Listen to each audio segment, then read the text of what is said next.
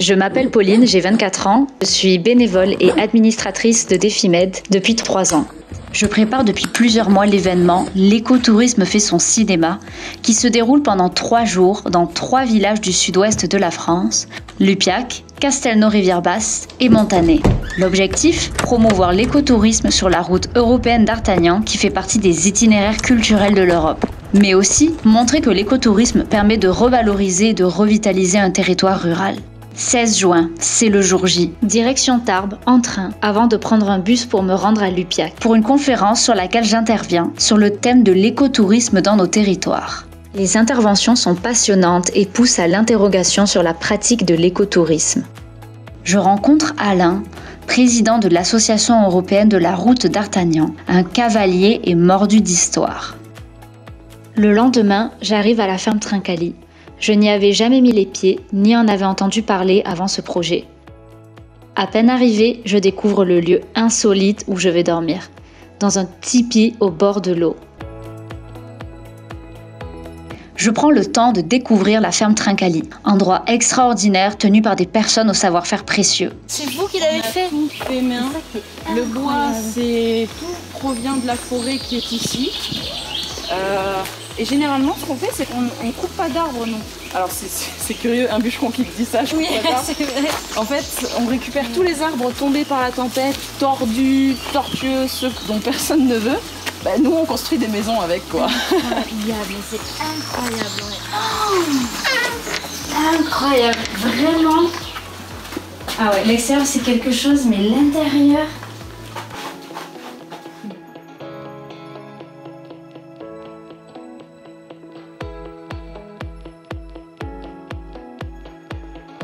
Je rencontre Stéphane, le gérant de la ferme, qui construit lui-même des habitations insolites.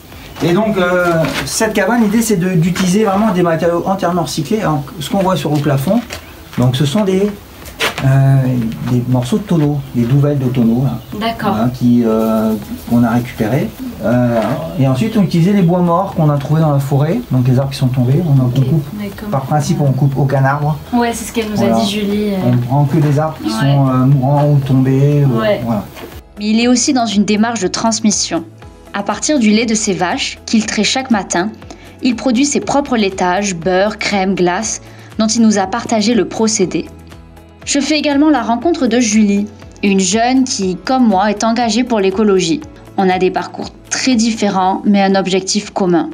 Nous battre pour vivre dans un monde plus sobre et plus connecté au réel. Je suis ici à la ferme Trincali depuis à peu près 6 ans maintenant, en faisant pas mal d'allers-retours. En gros, je considère toutes les autres expériences comme des cordes en plus pour mon projet final, qui serait d'avoir ma propre ferme aussi dans le domaine touristique. L'objectif ici, c'est de s'occuper de toute la partie activité pour les clients, tout ce qui est prestations, s'assurer d'une bonne qualité de prestation, essayer que chaque prestation touristique aussi respecte le milieu, parce que l'objectif, c'est pas de dénaturer le site, c'est toujours de faire de façon vertueuse. Beaucoup de sculptures et d'aménagement avec Stéphane. Quand il y a des cabanes à faire, généralement, j'ai le droit de créer les sculptures que je veux qu'on intègre à la cabane. Le potager en permaculture, comme ça permet d'avoir des légumes frais toute l'année et de s'en servir aussi comme outil pédagogique avec les enfants. Tous les travaux récurrents de la ferme, s'occuper des vaches, faucher les prés, on touche à tout. Julie est une véritable source d'inspiration. Elle cherche également à mettre en avant les produits du terroir, puisque l'alimentation et plus largement l'agriculture est un volet essentiel de l'écotourisme dont Jean-Louis Rastoin est spécialiste. Cette ferme préfigure ce que devrait être l'espace rural et ses activités, on peut espérer le plus vite possible. En effet, cette ferme est un îlot d'agriculture biologique qui vit à proximité immédiate d'une nature très très belle et qui est en fait multi-activité, puisqu'il y a la production agricole qui est à la fois d'ailleurs de l'élevage avec des races locales, fabrication de fromage, mais aussi de l'agriculture, c'est-à-dire l'entretien de prairies avec des rotations comprenant des légumineuses, c'est-à-dire tout ce que l'on recommande pour restaurer la qualité des sols et permettre un développement d'un nouveau type d'agriculture, c'est-à-dire une agriculture agroécologique. Et de cette activité agricole et alimentaire, nous avons une activité de service qu'on pourrait qualifier aussi de service écosystémique, puisqu'il s'agit de l'écotourisme. L'écotourisme est basé sur 3 valeurs, équité, respect de l'environnement et également des résultats économiques. Et l'écotourisme, ça consiste évidemment à mettre en valeur un hébergement original, le plus proche possible de la nature, mais aussi de marier ça avec les produits de terroir, et notamment les produits de la ferme. Le soir, nous nous retrouvons à la commune de Castelnau-Rivière-Basse, où je fais la connaissance de Sandra, la mère, qui tente elle aussi de jouer un rôle pour développer un tourisme écologique de son territoire. On avait beaucoup d'envie, notamment sur l'écotourisme, de pouvoir développer de nouvelles actions et on s'aperçoit finalement que cette temporalité où on a envie d'être très réactif et d'aller très vite, parfois il faut accompagner le changement de paradigme auprès des habitants, des élus aussi, alors des grands élus, pas obligatoirement des élus de la commune, et puis de pouvoir petitement avancer pas à pas pour construire la commune de demain. Il y a 2 ou 3 ans, on a été sollicité, différents élus de la communauté Adour-Madiran, pour travailler sur la route d'Artagnan. Dans ce contexte-là, on a commencé à s'interroger comment allier cette route d'Artagnan et différentes actions qui pouvaient faire connaître notre territoire. Et donc, on a fait un lien également avec l'écotourisme grâce à des acteurs économiques qui sont très engagés dans cette dynamique. Et donc, c'était vraiment un objectif de s'emparer de ces événements pour commencer à être peut-être des bergers. Voilà, je le dis comme ça, et de pouvoir transmettre nos valeurs, ce qu'on a envie petitement de modifier pour que ça se passe beaucoup mieux pour l'humanité. Voilà. La fin de l'événement approche. On assiste au départ des cavaliers de la ferme Trincali jusqu'à Montané. Le spectacle est fabuleux. C'est un spectacle chargé d'histoire, qui valorise la mobilité douce et permet de redynamiser le village et les communes aux alentours. L'écotourisme incite également à repenser l'organisation d'événements de manière plus consciente, plus durable. Donc, alors l'écotourisme, ça revêt une posture, des valeurs, des engagements et aussi des critères. C'est aussi un état d'esprit qui se mesure. Donc, c'est important d'avoir en tête quand on parle d'écotourisme, bien sûr, des notions liées à l'environnement, aux choix qu'on fait en termes de qualité de produit, sur les questions d'empreinte carbone, sur les questions d'écologie, sur la façon dont les produits sont cultivés.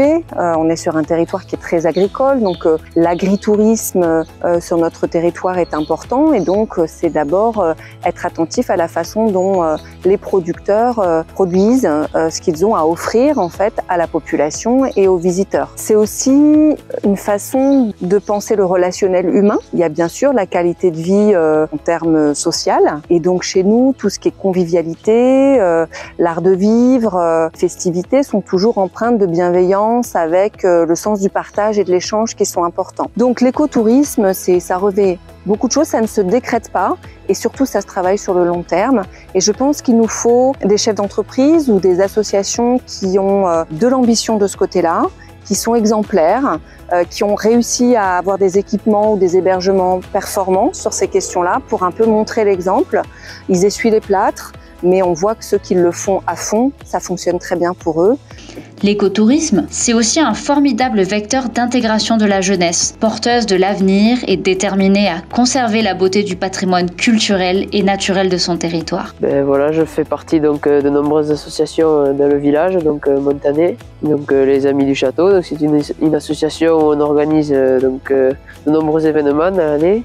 Donc les médiévales, c'est le plus grand événement sur Montané qui se déroule au château ici même. Et moi, ce qui me motive, c'est quand je vois tout le monde, les gens heureux, de voir toutes ces animations, tout ce monde, voir le village vivre comme ça, dans des petits villages à la campagne, ça fait quand même plaisir. Ça me met le sourire aux lèvres, quoi. Donc au niveau du tourisme, si on pouvait donc inclure au tourisme plutôt de l'écologie, déjà au niveau des déchets ou l'organisation de ces événements de manière plus écologique, plus responsable, c'est quand même très intéressant de chercher donc sur ce côté-là. Après, il faut essayer de faire de son mieux, malgré qu'on ne peut pas toujours être parfait, mais si on peut faire des événements et être donc dans le territoire et maintenir notre beau territoire avec nos forêts, nos paysages, c'est quand même beaucoup mieux. La reconnexion au vivant. Je pense que c'est l'expression qui illustre le mieux l'aventure que j'ai vécue.